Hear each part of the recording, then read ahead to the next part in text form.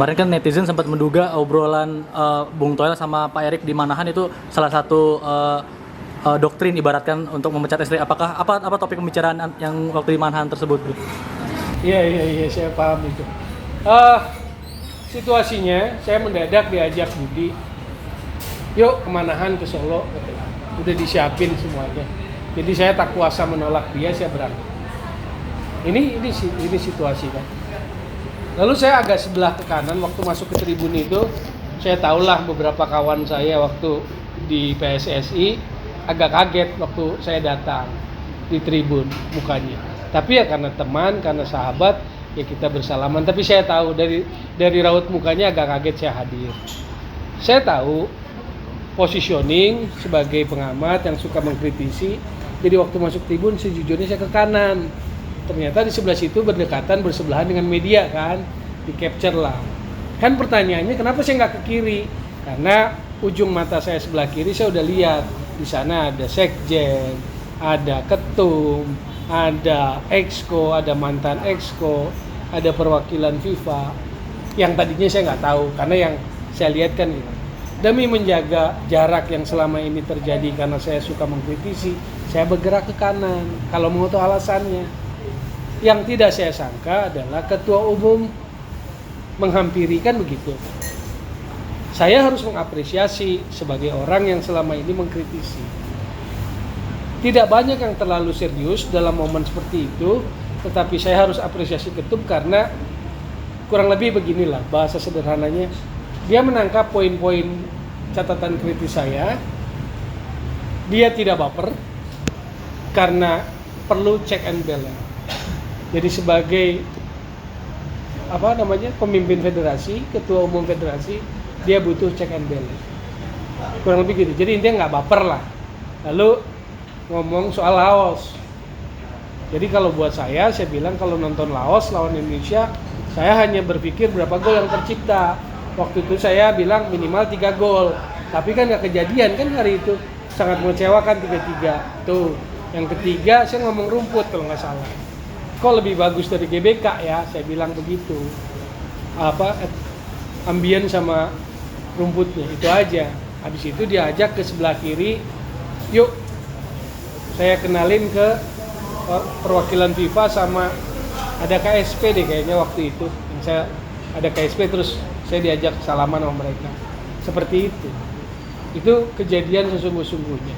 Jadi apakah saya mempengaruhi misalnya seperti dugaan yang beredar pecat Sinteyong? Yang agak lah, tidak seperti itu pembicaraan. Itu kejadian itu. Tim nasional ya fokus bahasa bola yang disampaikan gitu loh.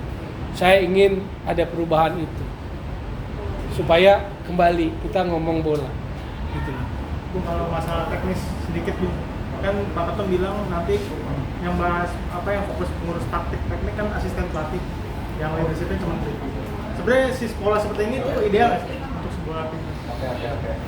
Ya ideal nggak ideal ya, kan harusnya head coach memang sangat kuat dalam segala hal, dia butuh bantuan gitu.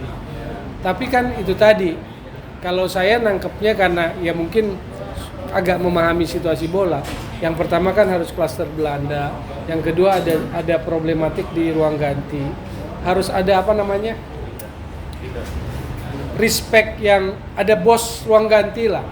Kalau sekedar analogi, waktu Madrid dipimpin Rafael Benitez, ruang ganti itu nggak bisa dikuasai. Makanya datang Zidane. Kan itu background ceritanya kan. Zidane nggak punya track record kepelatihan, tetapi nama besarnya bisa menguasai Sergio Ramos, bisa menguasai Modric, bisa menguasai Toni Kroos. Karena apa? Para pemain itu punya respect, punya hormat pada nama besar Zidane, nggak sepele gitu. Jadi pola seperti itu pun ada kalau kita berkaca pada beberapa kejadian. Nah ini kan terjadi, saya bilang tadi, ini kan tengah musim. Beberapa yang mungkin diincar tidak available gitu. Lalu klaster Belanda, sejujurnya etalase tertinggi sepak bola yang di ini bukan Belanda. Beberapa tahun terakhir ada Spanyol, ada Jerman yang di atas-atas itu kan, pelatih-pelatih top itu. Tapi juga apakah pelatih top itu akan mau juga ditawari Indonesia? Kan belum tentu. Kan dia juga milih. dia mempertimbangkan reputasinya, paham nggak? Jadi ketersediaan itu nggak gampang gitu. Jadi kalau kita bicara ekspektasi selera kita, maka akan terjadi polemik. Kenapa Kluivert kan dia begini, apalagi sekarang kan sampai dikulik tuh apa cerita-cerita ya sisi gelapnya lah, judi lah apalah gitu. Tapi buat saya orang belum datang sudah digituin. Makanya kalau harapan saya kita bicara bola, saya mau lihat dia fokus bangun. Apakah dia harus dilengkapi normal? Jadi apakah nanti yang taktikal kuatnya Alek Pastur, Dani Lanjat atau siapapun, go ahead. Yang penting kinerjanya di lapangan kelihatan. Karena dulu pun begitu. Terus terang aja saya juga Henk ten Cate nih, atau Mark van Bommel nih, atau siapa. Ternyata yang datang itu. Karena Henk ten Cate waktu Rijkaard pegang Barcelona hebat tuh Henk ten Cate. Waktu Henk ten Cate pindah ke Chelsea kalau nggak salah, Johannes Keun yang datang Barcelona agak turun. Jadi faktor asisten pelatih yang kuat itu juga pengaruh. Pep apa nggak dilengkapi barisan-barisan kuat itu. Johan Malilo tuh hebat. Itu gurunya Pep, mentornya Pep, Johan Malilo. Rodolfo Borrell itu pemimpinnya La Masia sebelumnya. Lalu siapa? Enzo Maresca juga kuat. Jadi bahwa memang ada figur kuat, tapi di belakang-belakangnya harus kuat. Nah itulah yang sepertinya coba diformulasikan. Kalau bacaan saya secara per hari ini ya seperti itu. Terima kasih Bung. Ya. Terima kasih Bung Toel.